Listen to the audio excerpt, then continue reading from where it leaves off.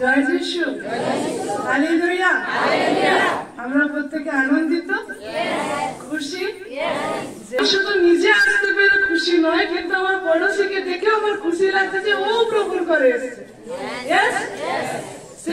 আপনি শুধু বাঁচছেন বা আপনি শুধু পরিত্রাণকে পেয়েছেন এরকম নয়, কিন্তু আপনার পড়োশি, আপনার প্রতিবেশী সেও উদ্ধারকে পাচ্ছে দেখে আপনার মন আনন্দিত হচ্ছে যে আমি একা পাচ্ছি না, কিন্তু আরো অনেকে রয়েছে যাদেরকে আমি শুধু এই ঘরে দেখতে পাচ্ছি এরকম নয়, তারা আমার সাথে চিরকাল থাকবে। তো ঈশ্বরকে ধন্যবাদ যিনি আমাদেরকে তার ঘরে রেখেছেন, তার ঘরে আমাদেরকে উপস্থিত করেছেন। আর শুধুমাত্র কিছু সময়ের জন্য নয়, কিন্তু অনন্তকাল এবং চিরকাল তরে আমরা তার ঘরে থাকার জন্য রয়েছে। আমেন। তো ঈশ্বর আমাদেরকে একটা নতুন পরিচয়কে দিয়েছে, তাই তো? আমরা সাধারণত কি জেনে থাকি? আমরা মানুষ, তাই তো? কিন্তু প্রভু আমাদেরকে আরেকটা চোখে দেখেন, প্রভু আমাদেরকে আরেকটা উপায় দেখেন, সেটা হচ্ছে আমরা হচ্ছে আত্মা। আমরা কি? আমরা কি? আত্মা, তাই তো? আমাদেরকে প্রভু আত্মা রূপে দেখে থাকেন যে আমরা রয়েছি এক একজন আত্মা। আপনি শুধুমাত্র একটা দেহ নন, কিন্তু আপনি হচ্ছেন একটা আত্মা। আর এই যে দেহটা আপনার রয়েছে, এই যে একটা স্ট্রাকচার রয়েছে, একটা গঠন রয়েছে, আপনার হাত পা দেহ মাথা সমস্ত কিছু রয়েছে, আপনার আত্মা শুধু এই গঠনের ভিতরে রয়েছে। হালেলুয়া। কিন্তু প্রভু আমাদেরকে আত্মা রূপেও দেখে থাকেন, কারণ প্রভু হচ্ছেন সেই আত্মা। ঈশ্বর কিরকম? আত্মা।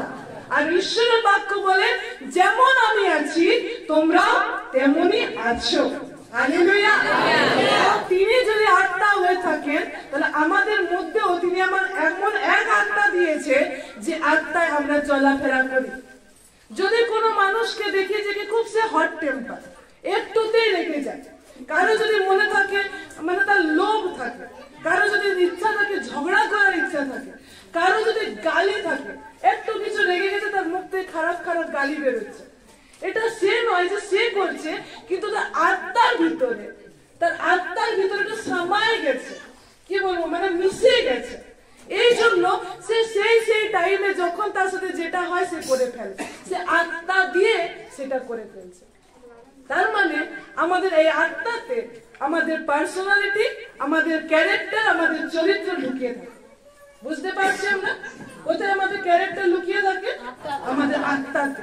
আমাদের আত্মার ভিতরে সেই ক্যারেক্টার লুকিয়ে থাকে যে আমরা অনেক সময় বাক্য শুনতে চাই না, আমাদের বাক্যের প্রতি ধ্যান থাকে না, আমাদের প্রার্থনায় ইচ্ছা লাগে না, কারণ ঈশ্বরের বাক্য বলছে আত্মা তো ইচ্ছুক আছে, কিন্তু এই মাংস দুর্বল, যেটা আমরা আমাদের আত্মার ভিতরে সামিয়ে নিই, পুরো মিশিয়ে দিয়ে যেন আমাদের আত্মাও সেইভাবে ডাইভার্ট হয়ে যায়, আমাদের আত্মাও সেইভাবে যেতে পারে। কিন্তু একটা গুড নিউজ, একটা শুভ সংবাদ রয়েছে। জানেন, আপনার পার্সোনালিটি, আপনার চরিত্রকে পরিবর্তন করা সম্ভব। আপনার আত্মাতেও আপনার চরিত্র পরিবর্তন করা সম্ভব। আর তা কি প্রকারে? ঈশ্বরের জীবিত বাক্যের দ্বারা আপনার আত্মার পার্সোনালিটিতে, আপনার চরিত্রের ভিতরকেও পরিবর্তন করা সম্ভব। আমেন। তো আপনারা চান যে ঈশ্বরের বাক্য আজ আমার চরিত্রগুলোকে বদলে ফেলুক? আমি যখন 2025-এ প্রবেশ করেছি, আমি যখন 2025-এ গেছি, আমি এমন এক চরিত্রের হব, আমি এমন এক স্বভাবের হব যেটা সম্পূর্ণ যীশু খ্রিস্টকে প্রদর্শন করে। হালেলুয়া। আমি আমার থাকবো না, আমি গ্রেসি থাকবো না, আপনি আপনার নামে থাকবেন না, কিন্তু আপনার নাম এবং আপনার সম্পূর্ণতা হবে প্রভু যীশু খ্রিস্ট। হালেলুয়া। এটা হচ্ছে সেই সুসমাচার, এটা হচ্ছে সেই গুরুত্বপূর্ণ বিষয় যার দ্বারা আমরা ট্রেনিং হই। কি হই আমরা? কি হই আমরা? ট্রেনিং হয়। আমাদের আত্মাতে ট্রেন করা যায় কার দ্বারা? ঈশ্বরের বাক্যের দ্বারা। ঈশ্বরের বাক্যের দ্বারা আমরা ট্রেন হই। আচ্ছা, এরকম ভাবে, এরকম করলে, এরকম হলে আমার আত্মা সেইটা শিখতে থাকে, আর আমার পরিচয়, আমার চরিত্র সম্পূর্ণ বদলাতে থাকে, আর তা দেখতে সম্পূর্ণ যিশুর মতো হয়। হালেলুয়া। আপনি বলুন, এই মনের উপরে আমার আত্মা আত্মাতে ঈশ্বর উপস্থিতির কারণে আমি তার বাক্যকে শোনার জন্য প্রস্তুত রয়েছি। আমেন। তাহলে আপনার হৃদয়, আপনার মন এখন সেই ঈশ্বরের বাক্যকে শোনার জন্য প্রস্তুত রয়েছে। হালেলুয়া। আমি এমন একটা বিষয়কে আজকে দেখেছি, এমন একটা বিষয়কে আপনার জন্য খুব জরুরি, আমার জন্য খুব জরুরি। আপনারা শুনেছেন না, এরকম বলে থাকে মানুষ, আমি যে জায়গাতে বাস করি না সে জায়গাটা ঠিক নয়। শুনেছি না কথা? ওখানে পরিবেশটা ঠিক নয়, আমার ছেলেটা বিগড়ে যাচ্ছে। মানে এমন, আবার অনেক এরকম বলে থাকে, অনেক ওইসব ছেলেদের সাথে মিশে, ওই জায়গার লোকদের সাথে মিশে, ওই জায়গাটা এমন রয়েছে, আমি এমন একটা বস্তিতে, এমন একটা জায়গায় বসবাস করি, ওই পরিবেশের কারণে, ওই অবস্থার কারণে আমি নষ্ট হয়ে যাচ্ছি, আমার ছেলেটা বিগড়ে যাচ্ছে। অনেকে বলে চলো আমার ছেলেটাকে হোস্টেলে পাঠিয়ে দিই, আমার মেয়েটাকে দূরে কোথাও পাঠিয়ে রাখি যেন ঠিকঠাক থাকে, এখানে পরিবেশটা ঠিক নয়। শুনে থাকি এরকম কথা? হ্যাঁ, তাহলে এই কথা যখন আমরা শুনে থাকি, এটা জানেন আত্মা তো এরকম এক বিষয় রয়েছে। শুধুমাত্র জাগতিক ক্ষেত্রে, শুধুমাত্র জগতে এমন একটা পরিবেশ নেই যে পরিবেশটা আপনাকে বিগড়ে দিতে পারে।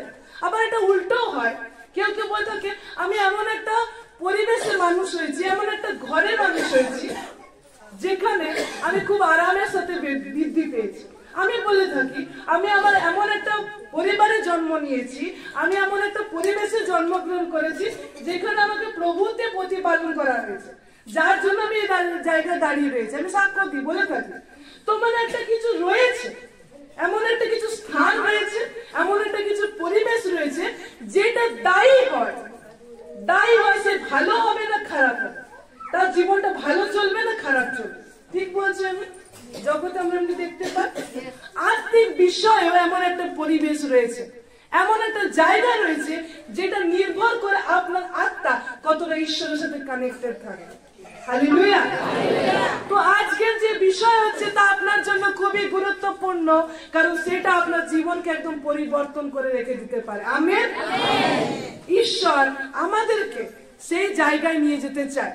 ঈশ্বর আমাদেরকে ধার্মিকতার ভিতরে রেখে থাকে, কিন্তু আমাদের অনেক সময় মনে হয়, আমাদের অনেক সময় চিন্তা হয়, আমি তো ভালো, আমি তো প্রভুর গৃহে যাই, আমি তো চার্চে যাই, আমি তো প্রার্থনা করি, আমি তো বাক্য পড়ি, আমার সাথে কেন এরকম সমস্যা হচ্ছে?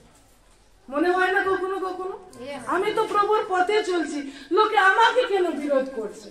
আমি তো প্রভুর সঙ্গে সঙ্গে রয়েছি, তাও আমার সাথে এই জিনিসগুলো কেন ঘটছে? আমি কেন পিছিয়ে পড়ছি? আমি কি কাউকে এখানে সাহায্য করছি? আপনাদের জীবন এরকম হয়ে থাকে? তো এটা নিশ্চিত আপনার জন্য সেই বাক্য রয়েছে, আপনাকে আজকে জানতে সাহায্য করবে কেন আমাদের সাথে এরকম হয়। যোসেফ বলে একজন ব্যক্তি ছিল, বাইবেলে তার নাম উল্লেখ রয়েছে। সে এমন একজন ছেলে ছিল, তার বাবার নাম হচ্ছে যাকব।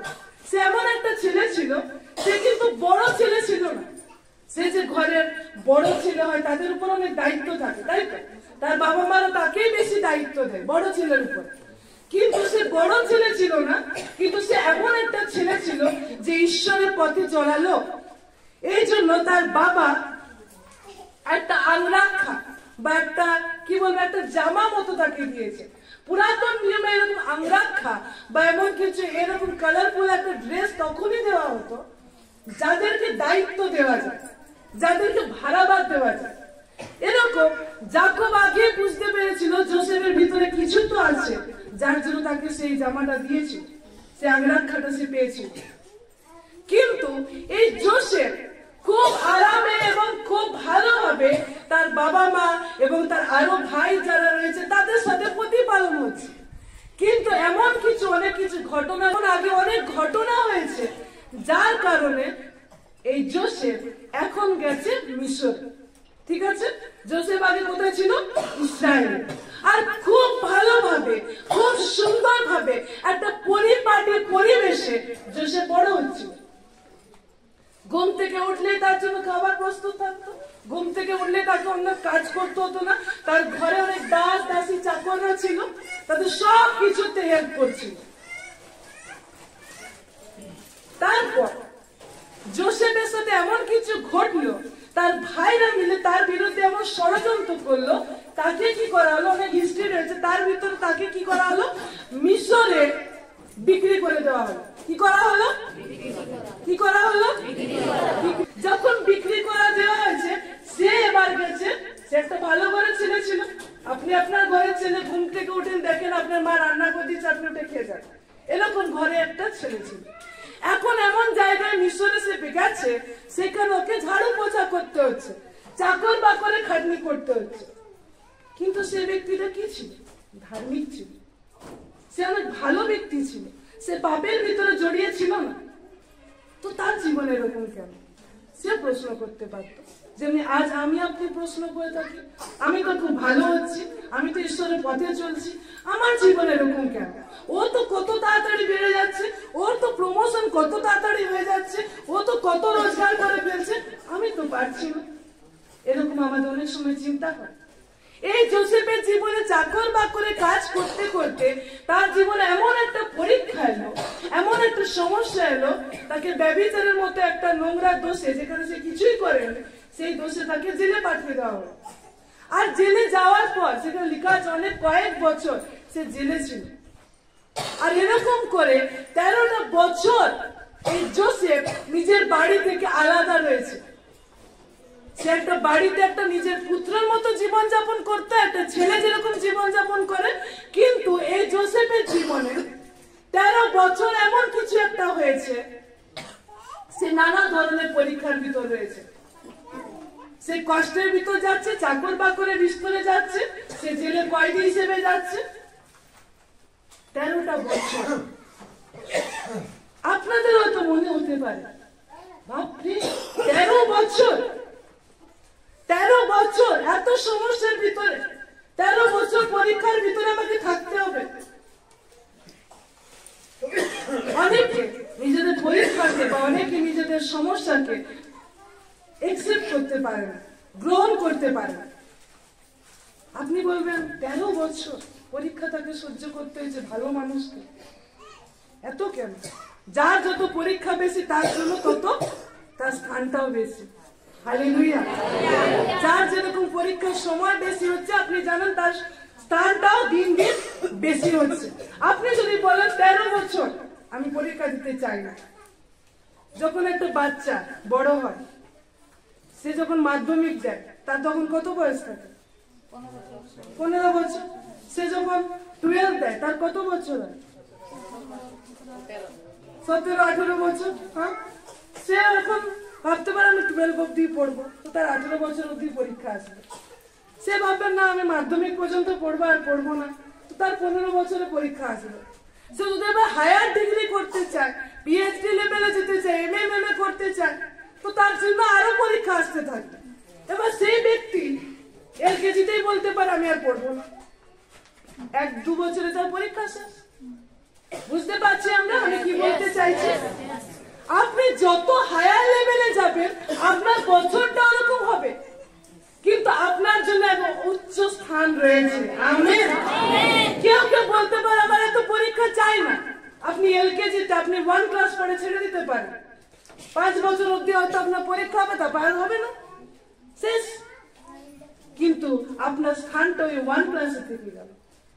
কিন্তু যে ব্যক্তি সে এত বছর যাচ্ছে, কিন্তু সে পরীক্ষা দিচ্ছে, সে শুধু পরীক্ষায় দিচ্ছে না, কিন্তু স্থান তার উচ্চ উচ্চ উচ্চ অবস্থায় যাচ্ছে। ঈশ্বরকে যখন আমরা বিশ্বাস করেছি, আজ হয়তো দেখছি আমার এরকম সমস্যা যাচ্ছে, কিন্তু ঈশ্বরের বাক্য তো এরকম বলছে না। হয়তো আপনার জীবনে এরকম কিছু সমস্যা এসছে, এমন কিছু পরীক্ষা এসছে, এই পরীক্ষা মানে এটা চিন্তা করব না। অনেকে এরকম চিন্তা করে থাকে, আচ্ছা আমার জীবন তাহলে এই যে কষ্ট এসছে না, আপনি হয়তো আপনার স্ত্রীকে বলছেন, দেখছো দেখছো এই পরীক্ষার জন্য ঈশ্বরই হয়তো পরীক্ষা নিচ্ছে, কিন্তু আপনি হয়তো পাপ করেছেন। আপনি বলছেন ও আমাকে এখন নকরি থেকে বার করে দিল, আমাকে চাকরি থেকে বার করে দিল, মনে হয় আমার পরীক্ষা এসছে, কিন্তু পিছনে দেখা যাচ্ছে আপনি হয়তো এমন কিছু চোটটামি করেছেন যার জন্য আপনাকে বার করে দিয়েছে। আর আপনি ঘরে বলছেন না ওই জন্য আমাকে পরীক্ষা নেওয়া হয়েছে, কিন্তু আপনি চোটটামি করেছেন এই জন্য আপনাকে বার করে দিয়েছেন, আপনি বলছেন পরীক্ষা নিয়েছে, এটা সেটা নয়।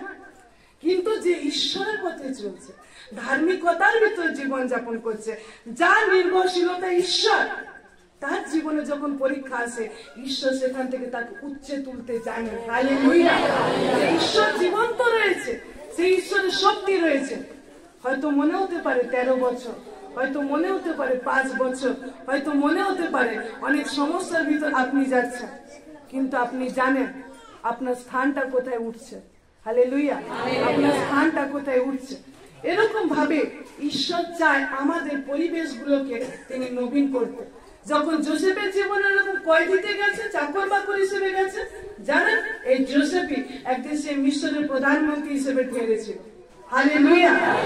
আর যত রাজ্যের খাবার, সেই সকল দুর্ভিক্ষ চলছিল, সকলের খাবার সেই যোসেফের কারণে সেই লোকেরা পেয়েছিল। হালেলুয়া! বাইবেল কি বলে জানেন? বাইবেল বলে যখন ধার্মিক ব্যক্তিরা বৃদ্ধি পায় তখন নগরে অনেক আনন্দ হয়। হালেলুয়া! ধার্মিক ব্যক্তিরা বৃদ্ধি পাচ্ছে, তার জন্য নগরে আনন্দ হচ্ছে। কেন হচ্ছে না দেখুন এই যোসেফের জীবনে। যোসেফ একজন ধার্মিক ব্যক্তি ছিল। এই ধার্মিক ব্যক্তি যখন বৃদ্ধি পাচ্ছে, গোটা নগর, সে ইসরায়েল, কনান, মিশর, আরো পারপার্শ্বিক যত দেশ ছিল, সব এই যোসেফের কারণে দুর্ভিক্ষের সময় খাবার পেয়েছিল। হয়েছিল না সেদিন নগরে উল্লাস? হয়েছিল না সেদিন আনন্দ? কারণ কি? সেই যোসেফের ধার্মিক জীবনের কারণে। আজকে আপনি আপনাকে নিজেকে বলে থাকেন আমি যিশুর রক্তের কারণে ধার্মিক গণিত হয়েছে। আপনার ধার্মিকতা আপনি স্থির থাকুন। সেই কঠিন পরিস্থিতি হোক, যা কিছু অবস্থা হোক, সেই সময় যদি আপনি স্থির থাকেন, নিশ্চিত আপনাকে পরীক্ষায় রক্ষা করা হবে, নিশ্চিত আপনার জীবনে ঈশ্বর সাহারা নিবে। আর আপনি এমন জায়গায় দাঁড়াবেন, আপনার কারণে আপনার গ্রাম, আপনার কারণে আপনার শহর, আপনার কারণে আপনার দেশ, আপনার কারণে পুরো পৃথিবী আপনাকে জয় জয়কার করবে। তার কারণে উল্লাসিত হবে। হালেলুয়া! যদি আমরা ধার্মিক হই না, যদি আমরা ঈশ্বরের জন্য থাকি না, আমরা এমন জীবন যাপন করব, নগরে উল্লাস হয়। হালেলুয়া! এমন জীবন তো সবাই কাটায়। এমন অসুস্থতা থেকে চাঙ্গায় যিশুর পথে রয়েছি, ঠিক আছে, সবাই কাটায়। কিন্তু প্রভু একটা এক্সিলেন্সি জীবনকে চায়, যে জীবন তাকাবে যার দ্বারা অনেকে আনন্দিত হবে। হালেলুয়া! প্রভু প্রত্যেকের, আপনার জীবনে প্রত্যেকের জীবনকে চায় যে আপনার জীবনে এরকম হোক। যখন কিন্তু আমাদের দুর্ভিক্ষ আসে, সমস্যা আসে, তখন মনে কি হলো। কিন্তু যখন এই বাক্য বলা হয়, যখন ঈশ্বরের গৃহতে বাক্য দেওয়া হচ্ছে, তখন মানুষের চেতা থাকে না। কিন্তু আপনার সমাধান তো এই বাক্যতে দিয়ে দেওয়া হয়েছে। কিন্তু সমস্যার সময় আপনি বলছেন কাকে ফোন লাগাবো, কোথায় কি করবো, কোথায় যাবো, কি করব। কিন্তু আপনি অনেক সময় বাক্যকে মিস করার কারণে আপনার সমাধানকে ছেড়ে দিয়েছেন। অনেকে হয়তো ভাবছে আমার স্বামী কবে উদ্ধার পাবে, কবে নেশা থেকে যাবে, কিন্তু জানেন না কখন বাক্য এখান থেকে রিলিজ হয়েছে, আর অনেক মানুষ এখানে উদ্ধার নিয়ে চলে গেছে, আর আপনি ভাবছেন কবে হবে। কিন্তু আপনি কি করেছেন? বাক্যকে মিস করে ফেলেছেন। হালেলুয়া! আমরা এমন ধার্মিক ব্যক্তি হই যে ধার্মিকতার জন্য নগরে উল্লাসিত হয়। আমেন। এজন্য ঈশ্বর আমাদেরকে এমন একটা স্থানে রাখতে চায় যে স্থানটা সব থেকে উত্তম রয়েছে। যখন আদম সেই ফলকে খেলো, ঈশ্বর কি বলেছিল প্রথমে? আদম তুমি কোথায়, মানে কোন পরিবেশে তুমি দাঁড়িয়ে রয়েছো, কোথায় দাঁড়িয়ে রয়েছো? কেন ঈশ্বর বলেছিল কোথায়? কারণ সে ঈশ্বরের জায়গা থেকে চলে গেছিল। আজ হয়তো কি আপনি আপনার জায়গা থেকে চলে যাচ্ছেন, যে জায়গাটা আপনার জন্য খুব জরুরি ছিল। সেই দিন আদমের সেই ফল খাওয়ার জন্য ঈশ্বরের বাক্য লেখা আছে, তোমার নিমিত্তে এই ভূমি অভিশপ্ত হইল। সেই স্থান, সেই পরিবেশ, সেই স্থিতি অভিশপ্ত হয়েছিল। সেই জায়গা যার কারণে আপনি আজকে পাপের বন্ধনে রয়েছেন, যার কারণে সেই পাপের ব্যবস্থা মৃত্যুর দিকে নিয়ে যাচ্ছে, তোমার কারণে সেই ভূমিকে অভিশপ্ত করা হয়েছে। সেই ভূমি অভিশপ্ত হয়েছিল। আজ আমাদের অনেকের জীবন এই পাপের কারণে থাকার কারণে আমাদের ওই পরিবেশ অভিশপ্ত হয়, যার কারণে আমরা এখান থেকে বেরোতে চাই, বেরোতে পারি না। কিন্তু প্রভু যীশু খ্রিস্ট সেই সমাধান করেছেন। গেতসেমানি বাগানে তার রক্ত ফোঁটায় পড়েছে, আর সেই দিন সেই ভূমি যেটা অভিশপ্ত ছিল সেটাকে তিনি আশীর্বাদ যুক্ততে পরিণত করেছেন। হালেলুয়া! এই জন্য আপনি শিফট করতে পারেন। আপনি পাপের ব্যবস্থায় না যিশুর ব্যবস্থায় যেখানে অনন্ত জীবন ও উপচে পড়া আশীর্বাদকে ঈশ্বর রেখেছে? কোন ব্যবস্থায় আপনি কাটাতে পারেন? আপনি প্রথম আদমের অবস্থায় থাকতে পারেন, আপনি দ্বিতীয় আদমের অবস্থায় থাকতে পারেন। হালেলুয়া। একটা বিষয়কে আমরা দেখবো, মথি লিখিত সুসমাচার নতুন নিয়মে আছে, মথি তার 7 অধ্যায়, মথি তার 7 অধ্যায় পদ থেকে, মথি তার 7 অধ্যায় 21 পদ। এখানে এরকম বলছে, দেখুন, মথি লিখিত সুসমাচার তার 7 অধ্যায় 21 পদে। আমরা এখানে অনেকে খ্রিস্টকে জেনেছি, অনেকে এসেছি প্রভুর কাছে, অনেকে আস্বাদন করেছি, কিন্তু প্রভু কি বলে?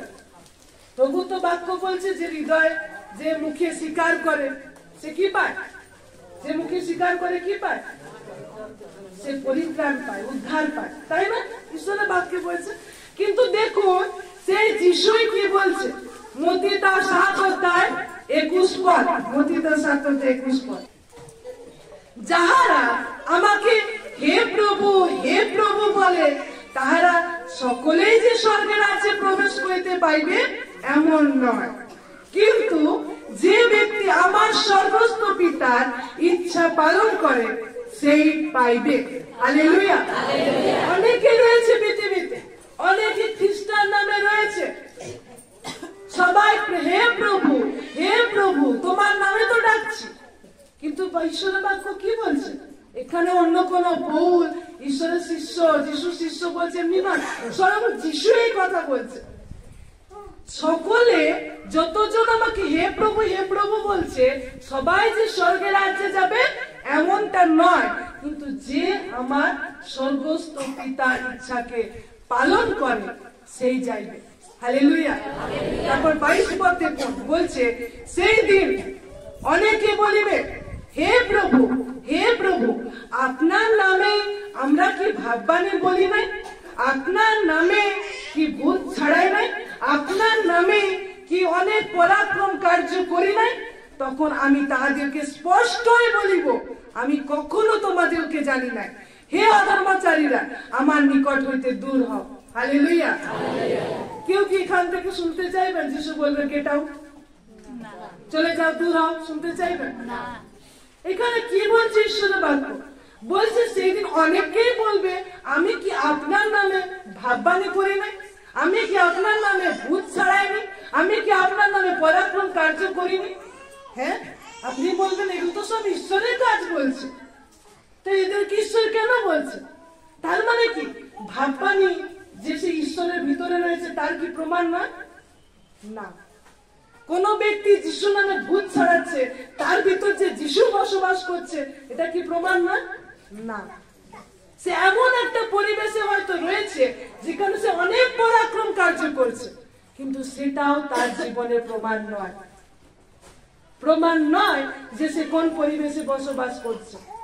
এজন্য ঈশ্বরের বাক্য বলছে আমি তাদেরকে স্পষ্টই বলবো আমি তোমাদেরকে চিনি না, জানি না। আজকে পৃথিবীতে অনেক জায়গায় আপনি অনেক লোককে দেখবেন এরকম কার্য করছে, কিন্তু হয়তো ঈশ্বর তাদেরকে বলে আমি তোমাদেরকে জানি না। কিন্তু কি প্রকার ঈশ্বর আমাদেরকে জানবেন? কি প্রকার আমরা তার লোক হতে পারি? কি প্রকার আমি বলতে পারি যে ঈশ্বরের মানুষ আমি? দেখুন তারপরে ঈশ্বর সলিউশন দিচ্ছে। অতএব যে কেউ আমার এই সকল বাক্য শুনিয়া পালন করে তাহাকে এমন একজন বুদ্ধিমান লোকের তুল্য বলিতে হইবে। হালেলুয়া। দেখুন এখানে বুদ্ধিমান কে আর মূর্খ কে তার ডেফিনেশন দিচ্ছে, তার পরিভাষা কি। যে হয়তো খুব ইঞ্জিনিয়ার পড়েছে, যে ডাক্তারি পড়েছে, যে অনেক অনেক ডিগ্রি নিয়েছে, আপনার কাছে হয়তো সে বুদ্ধিমান হতে পারে, কিন্তু প্রভুর কাছে কে বুদ্ধিমান? কি বলছে? যে কেউ আমার এই সকল বাক্য শুনিয়া পালন করে সে এমন একজন বুদ্ধিমান। হালেলুয়া। যে কেউ শুনে আর পালন করে। আবার মূর্খকে, তাহলে দেখুন মূর্খকে, দেখুন মূর্খ লেখা আছে 26 পদে। আর যে কেউ আমার এই সকল বাক্য শুনিয়া পালন না করে তাকে এমন একজন নির্বোধ, মানে মূর্খ লোক বলা হচ্ছে। মানে যে শুনছে সে বুদ্ধিমান না, যে শুনছে এবং পালন করছে সে হলো বুদ্ধিমান ঈশ্বরের কাছে। কেউ বলি হালেলুয়া। যদি আমি আর আপনি শুনছি ঈশ্বরের চোখে আমি হচ্ছি বুদ্ধিমান। হয়তো আমি শুনছি, এটা যথেষ্ট নয়, আমি শুনছি এবং পালন করছি, আমি ঈশ্বরের চোখে বুদ্ধিমান। হয়তো আমি শুনে তোছি, সব কিছু শুনেছি, কিন্তু আমি পালন করছি না, তাহলে আমি ঈশ্বরের চোখে কি? মূর্খ, নির্বোধ। বুঝতে পারছেন না? আপনি পড়াশোনা লিখেছেন বা কত পড়েছেন, সেখানে মূর্খ আর বুদ্ধিমান পরিচয় পাচ্ছেন। এখানে বুদ্ধিমান পরিচয় কিসে পাচ্ছে? যে ব্যক্তি বাক্যকে শুনছে ও পালন করছে। আপনি যদি ঈশ্বরের চোখে বুদ্ধিমান হতে চান, বাক্যকে শোনাও প্রয়োজন রয়েছে, পালন করাও প্রয়োজন রয়েছে। হালেলুয়া। এবার দেখুন ঈশ্বরের বাক্য 24 পদে কি বলছে, অতএব যে কেউ আমার এই বাক্য সকল বাক্য শুনিয়া পালন করে, তাকে এমন একজন বুদ্ধিমান লোকের তুল্য বলিতে হইবে, যে পাষাণের উপর আপন গৃহ নির্মাণ করিল, পরে বৃষ্টি নামিল, বন্যা আসিল, বায়ু বহিল এবং সেই গৃহে লাগিল, তথাপি তাহা পড়িল না, কারণ পাষাণের উপরে তার ভিত্তি স্থাপিত হইয়াছিল। আর যে কেউ আমার এই সকল বাক্য শুনিয়া পালন না করে, তাকে এমন একজন নির্বোধ লোকের তুল্য বলিতে হইবে, যে বালুকার উপরে আপন গৃহ নির্মাণ করিল, পরে বৃষ্টি নামিল, বন্যা আসিল, বায়ু বহিল এবং সেই গৃহে আঘাত করিল, তাহাতে তাহা পড়িয়া গেল ও তাহার পতন ঘোরতর হইল। হালেলুয়া। এখানে ঈশ্বর একটা বাক্যকে আপনি খুব ভালো করে দেখে রাখুন, বলছে যে ব্যক্তি শুনছে আর পালন করছে, সে এমন বুদ্ধিমানের তুল্য, তার ঘরটা কোথায় বানিয়েছে? পাষাণের উপরে। পাষাণ মানে কি? পাথরের উপরে। কোথায় বানিয়েছে? পাথরের উপরে কি নির্মাণ করলো? গৃহ নির্মাণ করলো। মানে সেই পরিবেশ, সেই গৃহ, আপনার সেই গৃহ একটা পরিবেশে তৈরি হয় না আপনার গৃহ, সেই পরিবেশকে আপনি করছেন, যেটা হচ্ছে বুদ্ধিমানের পরিবেশ। যে পরিবেশে কি করছে? পাষাণের উপরে ঘরকে নির্মাণ করেছে। আর কি বলছে? সেখানে বৃষ্টি নামলো, বন্যা আসলো, বায়ু বইল, কিন্তু সে গৃহে লাগিল, তথাপি তাহা পড়িল না। জানেন, একটা বিষয়কে ঈশ্বর ক্লিয়ার করছে, আপনি ঘর পাষাণে বাঁধুন বা বালিতে বাঁধুন, বন্যা, বৃষ্টি, ঝড় আপনার জীবনে আসবেই আসবে। এখান থেকে কারো মুক্তি নেই। বন্যাও আসবে, বৃষ্টিও নামবে, ঝড়ও হবে, কিন্তু ঘর আপনি কোথায় বেঁধেছেন? ঘর আপনার কোথায় রয়েছে? যদি আপনার ঘর পাষাণের উপরে বাঁধা হয়েছে, পাষাণের উপরে আপনার ঘর থাকবে, ঝড় আসবে, বন্যা আসবে, আপনাকে নাড়াবার পুরো চেষ্টা হবে, কিন্তু সেই ঘর পড়ে যাবে না।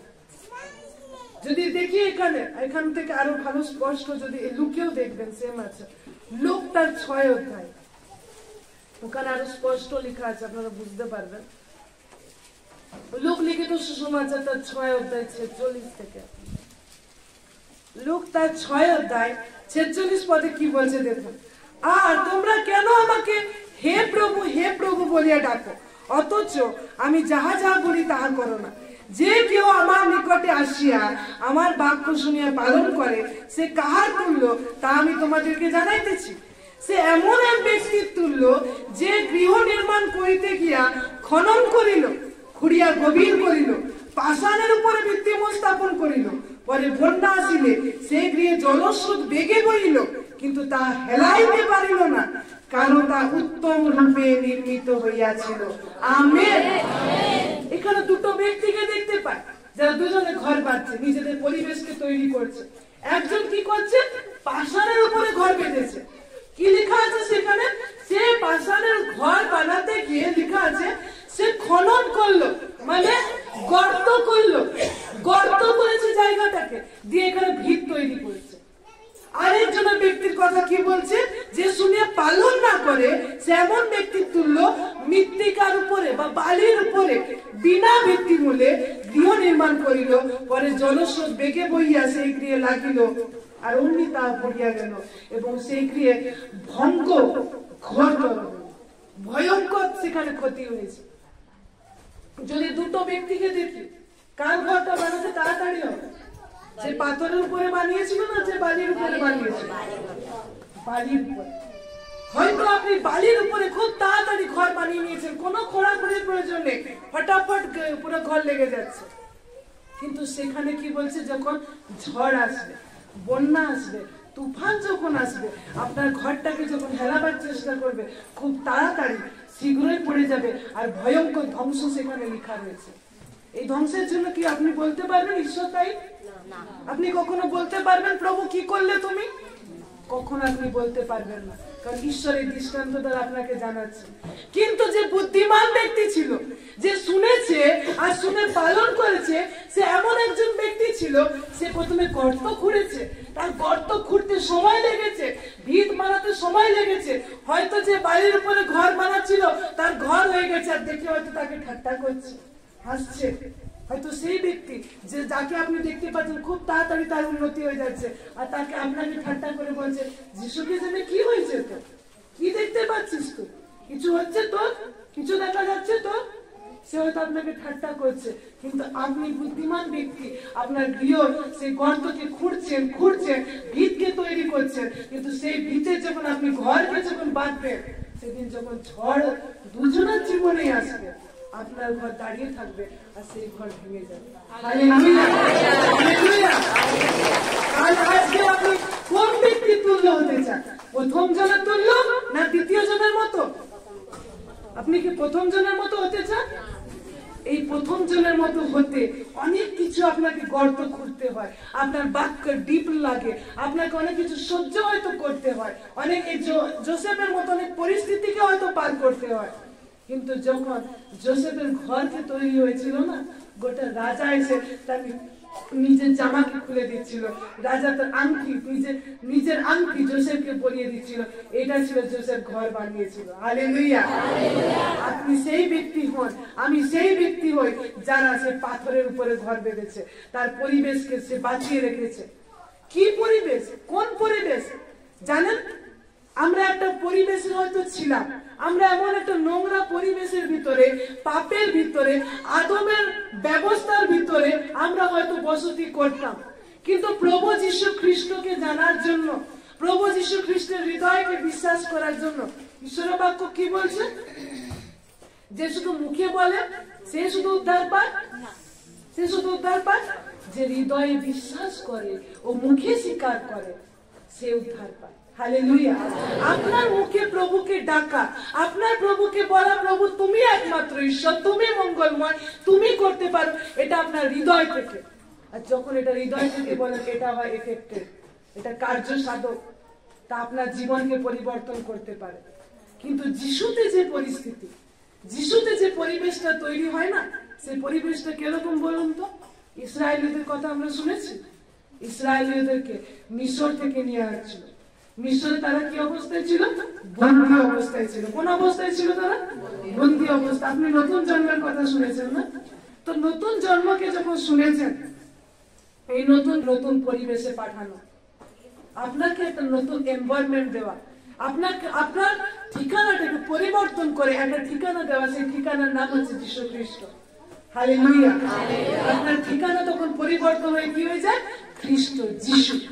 যীশু আপনার ঠিকানা হয়, যীশু আপনার পরিবেশ হয়। জানেন এই যিশুর পরিবেশে কি হয়? মিশরে সেই লোকরা বন্দী অবস্থায় ছিল, দাসত্বের ভিতর ছিল। সেই মিশর থেকে ঈশ্বর কি করেছে? তাদেরকে নিয়ে আসছে, বার করে নিয়ে আসছে। আর তারা কোথায় আছে জানেন? মরুভূমিতে। কোথায় রয়েছে তারা? মরুভূমিতে তারা যাত্রা করে করে যাচ্ছে। লেখা রয়েছে ঈশ্বরের বাক্যে, মরুভূমিতে একটা অগ্নিস্তম্ভ রয়েছে। যে অগ্নিস্তম্ভটা কি করছে? তাদেরকে ঠান্ডাতে গরম করে রাখছে। একটা মেঘস্তম্ভ রয়েছে, যেখানে যে সূর্য রোদ তাপ আসছে, সেখানে তাদেরকে ঠান্ডা দিয়ে রাখছে। হালেলুয়া! ঈশ্বরের বাক্য বলছে, এতজন লোক যে আসছিল, কারো না জুতো ছিঁড়েছে, না কারো কাপড় ছিঁড়েছে। এটা হচ্ছে সেই নতুন পরিবেশ, এটা হচ্ছে সেই নিউ এনভায়রনমেন্ট, এটা হচ্ছে খ্রিস্টের থাকার সেই পরিবেশটা। হালেলুয়া! আচ্ছা, আমি আপনাকে বলছি, তাদের জুতো ছিঁড়েছে না কাপড় ছিঁড়েছে? ক বছর জানেন? 1 বছর? 1 বছর তাদের জুতো ছিঁড়েনি?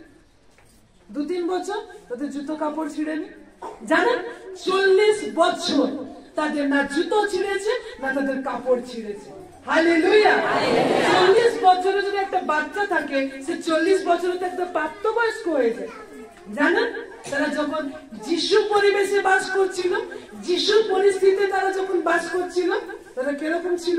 তারা যখন চলছিল তো মরুভূমিতে, চলছিল তো মরুভূমির ভিতরে, তাদের জুতো তাদের সাথে সাথে বড় হচ্ছিল, তাদের কাপড় তাদের সাথে সাথে বড় হচ্ছিল, তাদের কাপড় আরো দিনকে দিন গ্লেজ করছে। হালেলুয়া! ঈশ্বর আমাদেরকে সেই পরিস্থিতিতে রাখতে চায়। আমাদের প্রত্যেকের জন্য তার এনভায়রনমেন্ট, তার পরিস্থিতি ঈশ্বর সেরকম তৈরি করতে চান। ঈশ্বরের বাক্য কি বলে জানেন? আমি গতকাল এবং আজ আমি একই আছি। হালেলুয়া! ঈশ্বর পরিবর্তন হয়নি। যদি আপনি ভাবুন, হয়তো পেয়ারাকে নিলেন আর নিয়ে আপনি কি করলেন, একটা টেবিলে রেখে দিলেন, ঠিক আছে, একটা জায়গায় আপনি রেখে দিলেন, আর আপনি এক সপ্তাহ থেকে কিচ্ছু ছোঁয়নি, কেউ ছুঁয়েও নি, আপনিও ছোঁয়নি, আপনিও স্পর্শ করেনি, ও একটা জায়গাতে আপনি রেখে দিয়েছেন। এক সপ্তাহ পরে যখন যাবেন না, সেই পেয়ারাটা কি হবে?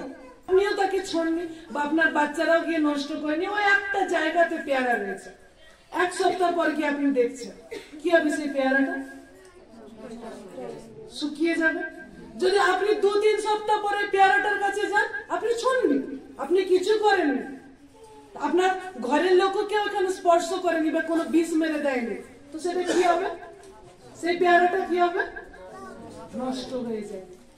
জানেন, যখন আদম পাপ কি করেছিল, সেই ফলকে যখন খেয়েছিল, সে একটা ব্যবস্থার ভিতরে চলে গেছিল, যেটা দিন দিন ক্ষয় হয়, যেটা নষ্ট হয়ে যায়। আপনি কিছু করুন বা না করুন, আপনার জীবন ক্ষয়ের দিকে যায়। কিন্তু সেই পেয়ারাটাকে নিয়ে যদি আপনি খ্রিস্টের ভিতরে রাখেন, আপনি যদি যিশুর ভিতরে রাখেন, ওইটা কখনো নষ্ট হয় না, কিন্তু ওর গ্রেস, ওর অনুগ্রহ, ওর আশ্চর্য আশীর্বাদ দিন প্রতিদিন বৃদ্ধি পায়, যেরকম তাদের জুতো আর কাপড় বৃদ্ধি পাচ্ছিল। ঈশ্বরের বাক্যকে যখন আমি গভীর ভাবে নিই, তখন আপনি সেই সন্ধানকে পান, একটা পরিবেশ আপনার পরিবর্তন হয়, যেটা তো পাপের পরিবেশ ছিল, যেটা ক্ষয়ের পরিবেশ ছিল, যেটা নিরাশার পরিবেশ ছিল, সেই পরিবেশ থেকে আপনাকে ঈশ্বর এমন একটা পরিবেশে তুলে রাখে, এমন একটা খ্রিস্টের জায়গা আপনাকে বসতি দেয়, যেখান থেকে আপনার নষ্টর দিকে নয়, কিন্তু আপনি সেখানে ব্লেসিং এর দিকে যান। হালেলুয়া! জানেন, প্রভু যীশু খ্রিস্টের সুসমাচার কোথায় শুরু হয়েছিল? শুধু মৃত্যুতে শুরু হয়নি, যে প্রভু আমাদের জন্য মরেছে, আমরা উদ্ধার পেয়েছি, বাস সেটা নয়, কিন্তু 3 দিন পরে তিনি সেই কবর খুঁড়ে যখন তিনি উঠেছিলেন, আসল সুসমাচার তখন শুরু হয়েছিল। কারণ অনন্ত জীবন ঈশ্বর গিফট রূপে, উপহার রূপে আপনার জীবনে দিয়েছেন। হালেলুয়া! যে জীবন কখনো নষ্ট হয়নি।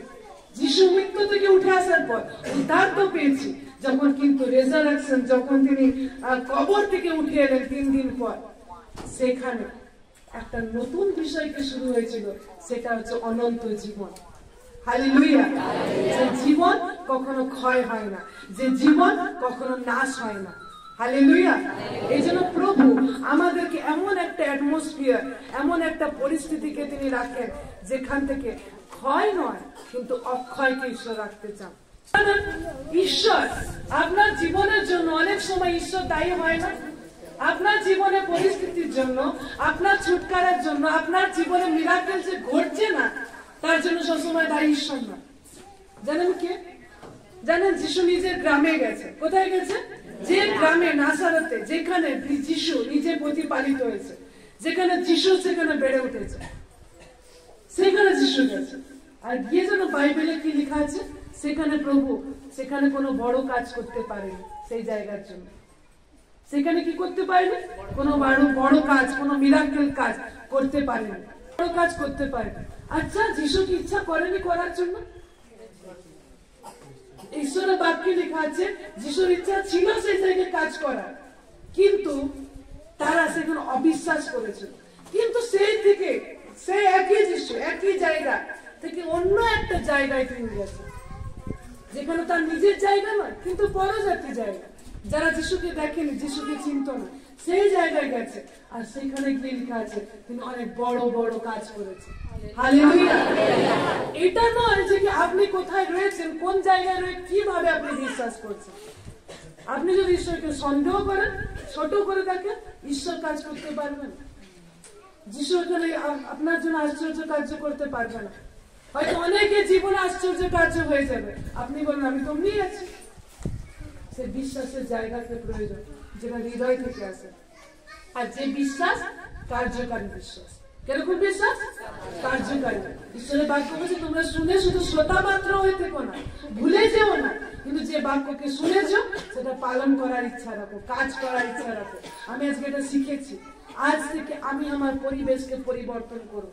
কি প্রকারে আমি পরিবর্তন করব? যে বাক্যকে আমি শুধু প্রত্যেক রবিবার শুনি, সেটা শুধু আমি শুনবোই না, কিন্তু আমি পালন করবো। সেখানে যদি এটা মানা করেছে, আমি সেটা করব না। ঈশ্বরের বাক্যে যদি সেটা আদেশ দিয়েছে, নির্দেশ দিয়েছে করার, আমি সেটা করব। সেটা হচ্ছে আপনি আপনার পরিবেশটা পরিবর্তন করে যিশুর পরিবেশে আপনি প্রবেশ করেছেন। আর যিশুর পরিবেশ হচ্ছে এরকম, সেখান থেকে বড়োত্তরি আর বড়োত্তরি, আশিস ও আশিস, এবং জীবনটা তার নতুনীকৃত হয়, এবং বহুতায়ের জীবন আমার প্রভু যিশু খ্রিস্টের পরিবেশে রয়েছে। আমেন। যে পরিবেশ হয়তো প্রথম আদমে, সেখানে ক্ষয় দেখতে হতে পারে, নষ্ট হতে পারে, আপনি আশ্চর্য কার্য নাও দেখতে পারেন, কারণ সেখানে আপনার বিশ্বাসের অভাব রয়েছে। কিন্তু সেই পরিবেশে যেখানে আপনি পূর্ণ মন নিয়ে ঈশ্বরের কাছে বিশ্বাস করে, আর প্রভু তুমি আমার পরিবেশকে পরিবর্তন করতে জানো, আমার জীবনে যদি আজ পরীক্ষা আসছে, এই পরীক্ষা আমাকে উচ্চে স্থাপন করবে, সেই পরীক্ষা আমাকে তুলে নিয়ে যাবে, সেই পরীক্ষা আপনাকে গৌরবের দিকে করবে। জানেন ঈশ্বরের বাক্য কি বলছে? প্রভু যীশু খ্রিস্ট ঈশ্বর কোন মন্দ বিষয়ের পরীক্ষা করে না, কোন মন্দ বিষয় নিয়ে আপনার জীবনে পরীক্ষা করে না। আর আপনার জীবনে যদি কোনো পরীক্ষাও আসে, ঈশ্বরের বাক্য বলছে আপনার সহ্যের বাইরে করা হয় না। আপনি যেটা জানেন না সেই বিষয়ে আপনার পরীক্ষা করা হয় না। কোন বাচ্চাকে এরকম টিচার করে, সারা বছর পড়ায়নি, ওই বিষয় তাকে জানাই না, পরীক্ষা নিয়ে নিচ্ছি করে, তাকে সেই সিলেবাসে সবকিছু পড়ানো হয়, জানানো হয়, তারপর তার পরীক্ষা হয়। প্রভু তো তার থেকেও মহান। আপনি যে বিষয়ে জানেন, যে বিষয়ে আপনার সহ্য ক্ষমতা রয়েছে, আপনার পরীক্ষা ততটাই। আপনার সহ্যের বাইরে কখনো পরীক্ষা হয় না। আপনার জীবন যদি এই পরীক্ষা আসছে, আপনি জেনে রাখুন আপনাকে ঈশ্বর দেখে আপনি এই পরীক্ষা সহ্য করার ক্ষমতা রাখেন, আপনি এই পরীক্ষা পার করার ক্ষমতা রাখেন। আপনি সেখান থেকে ছেড়ে দিবেন না, কিন্তু সেই পরীক্ষায় আপনি দাঁড়িয়ে থাকুন। কিসে দাঁড়িয়ে থাকবেন? ধার্মিকতায় এবং প্রভুতে নির্ভরতায়। ঈশ্বর এই বাক্যে আমাদের প্রত্যেককে আশীর্বাদ করুন। আমিন।